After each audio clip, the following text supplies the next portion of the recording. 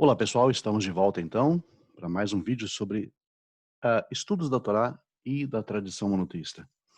Se você gosta desse canal, curta então esse vídeo, compartilhe e não se esqueça também de se inscrever se você já não foi inscrito, já não é inscrito. O tema de hoje então será Espírito de Deus. Será que isso é possível? Nós vemos muitas tradições por aí, muitas traduções, né? Que dizem Espírito de Deus em várias porções das Escrituras. E talvez a mais famosa dela seja, talvez lá no princípio, no Gênesis, capítulo 1, verso 2, que já está aqui na tela de vocês, que diz: "V'ha'aretz hayta tohu vavohu, ve'choshech al penei terom, ve'ruach Elohim merachefet al penei hamayim." Normalmente as traduções trazem desta forma: "E a terra era sem forma e vazia, e havia trevas sobre a face do abismo, e o Espírito de Deus pairava sobre a face das águas." Bom, o nosso questionamento aqui hoje é: será que essa tradução Espírito de Deus, ela é possível? Será que ela está correta, de acordo com a tradição maçorética, a tradição judaica, e de acordo com a concepção, a ideia, né, que a Torá realmente quer passar aqui? Isso é muito importante porque é uma passagem bastante polêmica. Aliás, o tema, na verdade, é bastante polêmico, mas a verdade e a intenção desse canal não é polemizar, é apenas trazer possibilidades ou visões diferenciadas, né, em relação à tradução, porque nós percebemos e já temos comentado que há muitos defeitos em várias traduções e que realmente acabam, de certa forma, obscurecendo a compreensão de temas que são cardeais, importantíssimos, né, para o crescimento no conhecimento daqueles que estão aí, digamos, estudando e estão se aprofundando nas Escrituras. Então, o texto de Gênesis 1:2, normalmente a expressão Ruach Elohim é vertido como Espírito de Deus. Porém, essa tradução, ela é uma tradução absolutamente inviável. Não é nada positiva aqui para a compreensão exata desta expressão. E nós vamos então hoje mostrar por quê. Maimônides, o Rambam, maior expositor talvez do pensamento judaico medieval, que nasceu em 1138 na Espanha medieval. 1204 foi o ano da morte dele, no Egito. Ele escreveu o Guia dos Perplexos, Moreh HaNevuchim, que é um autor muito conhecido no meio judaico, maior filósofo e o maior compilador das leis judaicas de todos os tempos. Ele, em seu livro, ele deixa muito claro, nesse livro Guia dos Perplexos, que Deus não tem corpo ou forma física. Se ele não tem corpo ou forma física, naturalmente, pelo fato de não existir nada e nem ninguém que possa ser comparado a ele, ou ele não pode ser comparado a nada e ninguém, é claro que ele não tem também espírito. E ele não é espírito. Então, são três postulados muito importantes. Deus não tem corpo ou forma física, consequentemente, ele também não tem espírito e ele não é espírito. E essa conclusão está embasada, muito bem embasada em Isaías 40:16, que diz: "A quem, pois, fareis semelhante a Deus?" No sentido de coisa, matéria. Ou com quem o comparareis? No sentido de pessoa. Ou seja, nem pessoa e nem coisa, nem objeto. Nada, absolutamente nada que exista pode ser comparado a Deus ou vice-versa.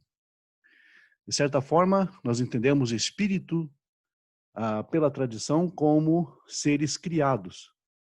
Se Deus fosse espírito, naturalmente ele seria, na verdade, não criador, e sim criatura, Haz v'Shalom. Que assim não seja.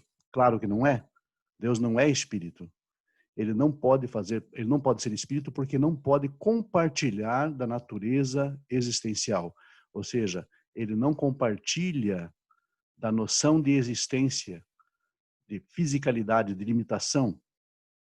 Não há, então, uma definição exata para o que ele é e nem poderá haver. Aliás, o Rambam, Maimônides, ele bate muito nessa tecla da ideia de definir a Deus é algo realmente bastante inviável, bastante contra a Torá. Então, ele não é espírito e não tem espírito, também não tem corpo ou forma física. Ao verificarmos o termo Ruach no hebraico, pelo dicionário Even Shoshan, volume 6, página 2484, nós temos 8 definições principais que eu resumi aqui para vocês nesse slide. Ruach é entendido como o movimento do ar, ou seja, o vento, conforme vocês podem ver em Gênesis capítulo 8, verso 1. Depois vocês verifiquem o texto. 2. Atmosfera, ar, como em Jeremias 14, 6. 3. Fôlego, respiração, como em Gênesis 6, 17. 4. Traços ou experiências, como emoção, desejo, caráter, intenção, inclinação, como em Isaías 11, 2. E os demais sentidos nós não temos necessariamente uma referência bíblica, mas está ali contido. O básico ou o essencial de algo. Sim, Ruach é o básico, aquilo que é essencial de alguma coisa. 6. É o fundamento imaterial, algo que não é físico. 7. Expressão que equivale aos 4 pontos cardeais. 8. Na Agadá, um ser incorpóreo, um espírito. Eu quero chamar a atenção de vocês, basicamente, para o sentido 1 e 2 e 3. Movimento do ar, atmosfera, fôlego. Vento, na verdade.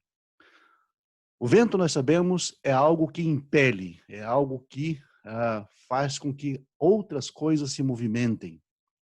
Ruach, a ideia de vento, o ar em movimento, como uma metáfora, significa algo que põe outra coisa para funcionar, algo que impele, como, por exemplo, o vento que impele as velas de um barco.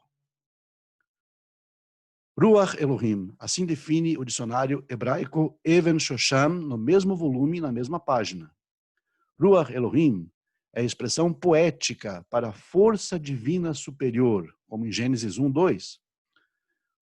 O segundo sentido, por empréstimo, sabedoria elevada, compreensão e conhecimento incomum, como em Gênesis 41, 38. 3. A inspiração divina, a força da profecia, como em 1 Samuel 10, 10. Como vocês podem perceber, Ruach e Ruach Elohim tem muito a ver com a ideia de força, com a ideia de algo que impele, algo que, de certa forma, coloca outra coisa em movimento. Desta forma, nós chegamos à conclusão que o texto V'haaretz hayta tohu vavohu ve'roshech al penei tehom ve'ruach Elohim merahefet al penei hamayim ficaria mais apropriadamente traduzido como: e a terra estava vazia e caótica, e havia escuridão sobre a superfície do abismo, e o propulsor das forças pairava sobre a superfície das águas. Propulsor das forças. Nós vimos o outro vídeo, eu vou deixar para vocês aqui o acesso aos vídeos anteriores que falam desse assunto, em que Elohim é entendido como forças, como energias, e então Ruach Elohim seria melhor como propulsor das forças. Aquilo que colocava, o que coloca as forças da criação em movimento e em ação. Assistam os demais vídeos então, que vai estar no card aí logo acima, e compartilhem se gostaram, curtam o canal e se inscrevam, por favor. E estejam sempre presentes por aqui, porque teremos vídeos sobre esses temas tão importantes para nós, estudantes da Torá e da tradição. Até a próxima.